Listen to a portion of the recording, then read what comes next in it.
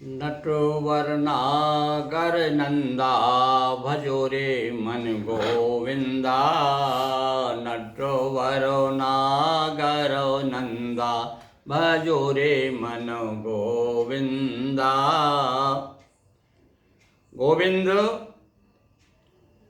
सच्चिदानंद अखंडानंद भगवान श्री कृष्ण अब द्वारकाधीश हो गए।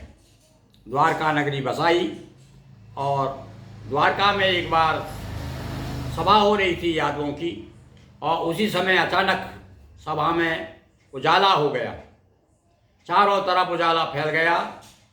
कुछ लोग तो कहने लगे क्या सूरज आ रहा है, क्या सूर्य नारायण आ रहे हैं। और वह सूर्य नारायण ना हो करके भगवान सूर्य नारायण के द्वारा दी गई हुई श्यान्तक मणि थी। यह कथा आज हम आपको द्वारका नगर की सुना रहे हैं। आइए आप भी चलिए द्वारका धाम और कथा का आनंद लीजिए। सभा यादवों की लगी एकदम हुआ प्रकाश। सभा यादवों की लगी एकदम हुआ प्रकाश। श्यान्तक मणि से हो उठी चारों ओर उजास। नगर द्वारका में एक बारा सभी बीच हो उठा। नगर द्वारका में एक बारा सभा बीच हो उठा उजारा। समझ सभी सूरज हैं आए, कृष्ण कहा मणि यादव लाए। अब कुछ लोग कहना अरे भैया सूर्य नारायण आ रहे, सूर्य नारायण आ रहे।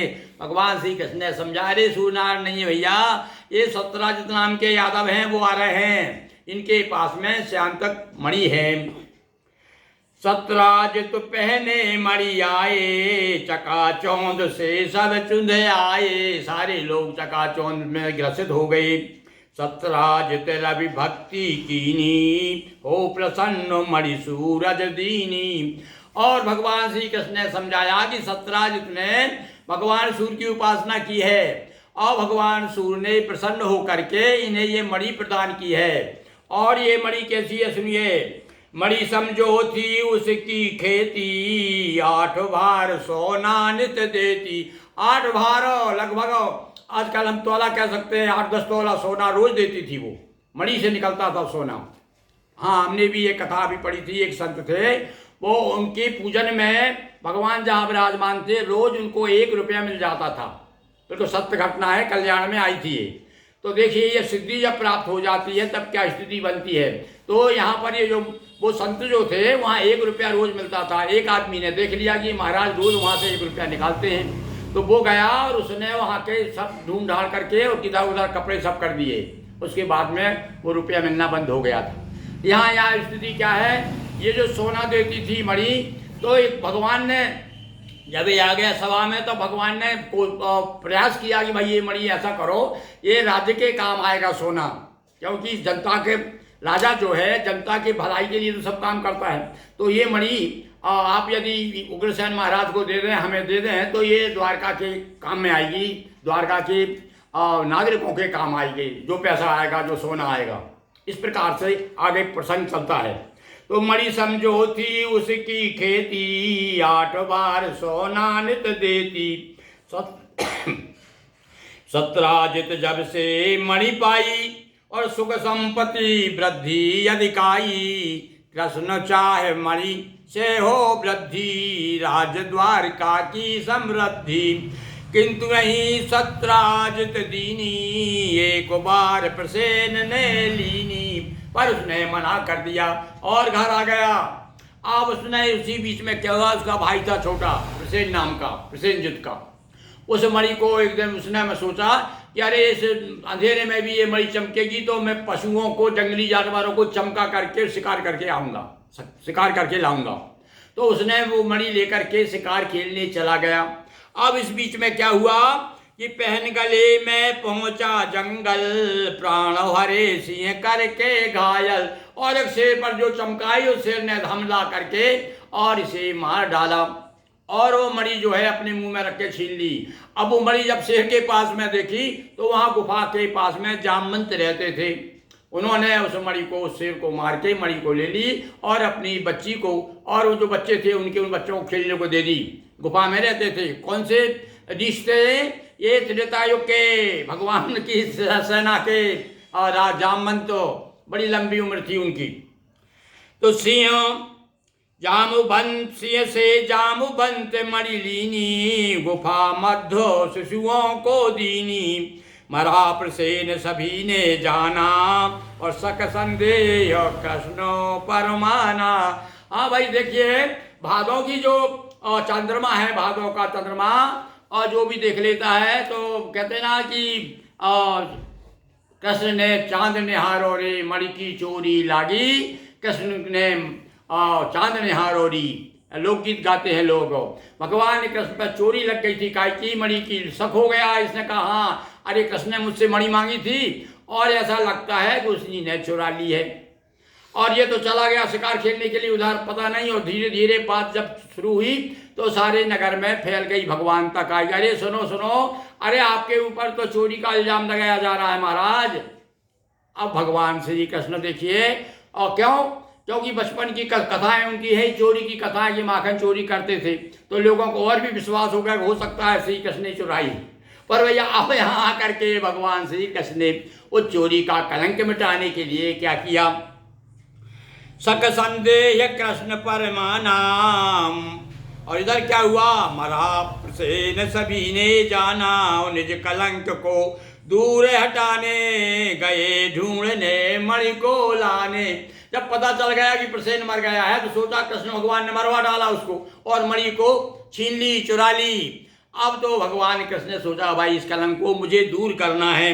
तो साथ कच्छ को पुरवासी लीने और जंगल और तुरत चल दीने। अपने साथियों को साथ ले करके और जंगल में ढूंढने उसको, प्रसेन को ढूंढने के लिए चल दिए।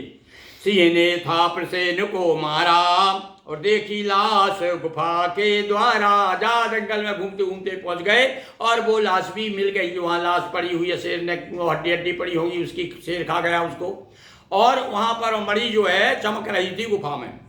कहा कृष्ण तुम रुको यहीं पर, बिल भीतर देखूं मैं जाकर। गुफा में जाकर, बिल में जाकर देखता हूँ। सब लोगों से कहता हूँ रुको भाई रुको।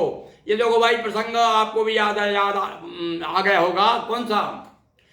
जब बाली और सुग्रीव लड़ने गए थे एक राक्षस से, तो सुग्रीव से कहा था बाली ने कि तुम बाहर रहना, मैं जाके अंदर जाकर के उसको मार के आता हूँ।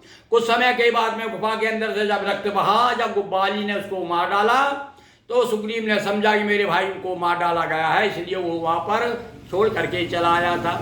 यहाँ भी भगवान कृष्ण ने देखा कि भैया कुछ उजाला सा दिख रहा है अंदर, तो तुम भाई रुको मैं जाके देखता हूँ क्या बात। सब लोगों को बाहर कर दिया।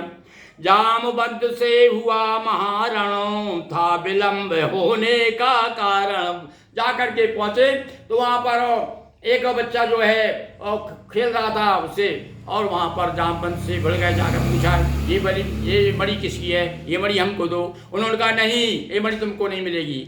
कृष्ण भगवान को जामवंत पहचान नहीं पाए तो बहुत दिनों तक युद्ध चलता रहा, 10-12 दिन तक।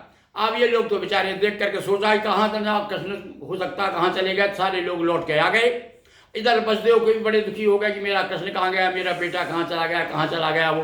और ना पूरा होल्ला मच गया पूरे द्वारका में कि कृष्ण गायब हो गए।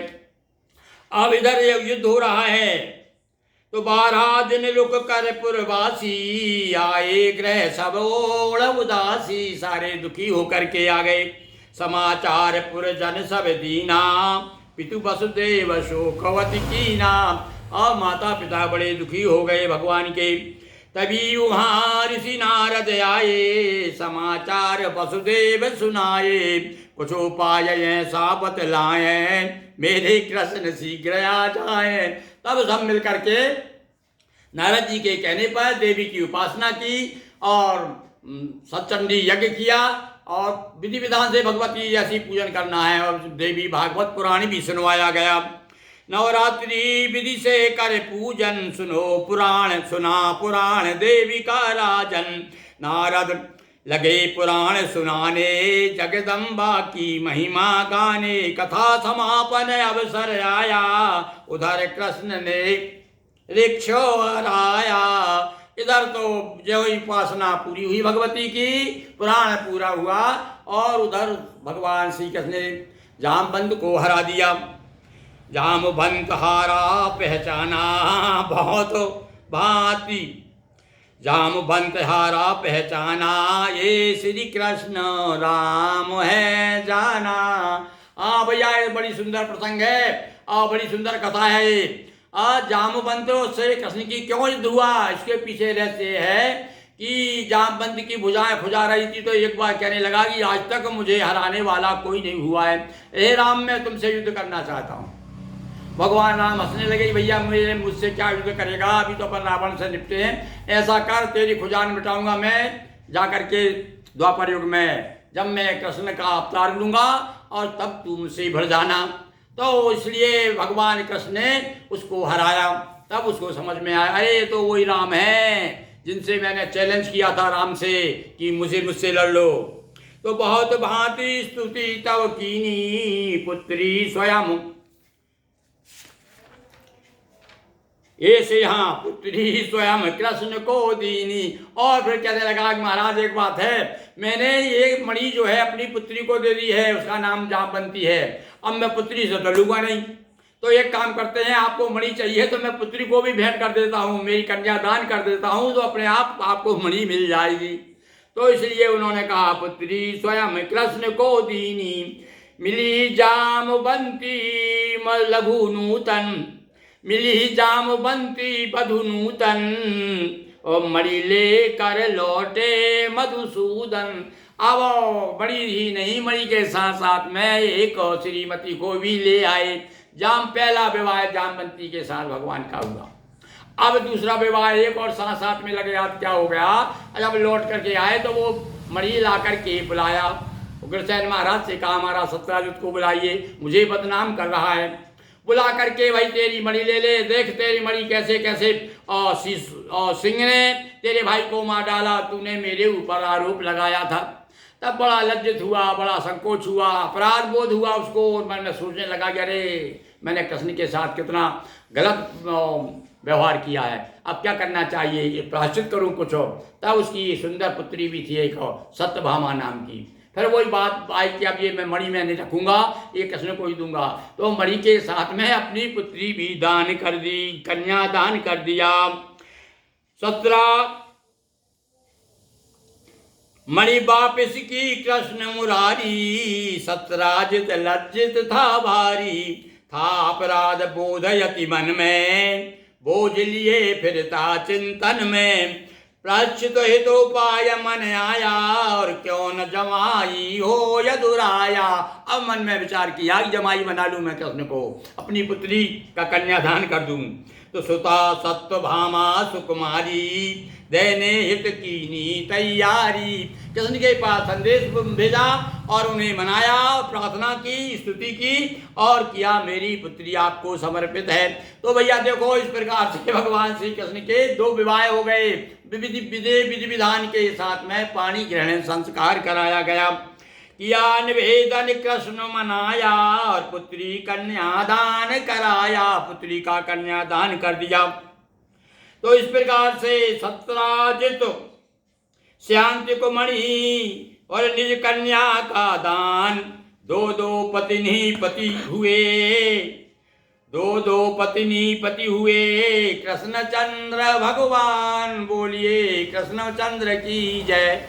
वृंदावन बिहारी लाल की जय, नर्मदा मैया की जय, हर हर महादेव शंभो। दोस्तों वीडियो को लाइक शेयर कर चैनल को सब्सक्राइब करें। बहुत बहुत धन्यवाद।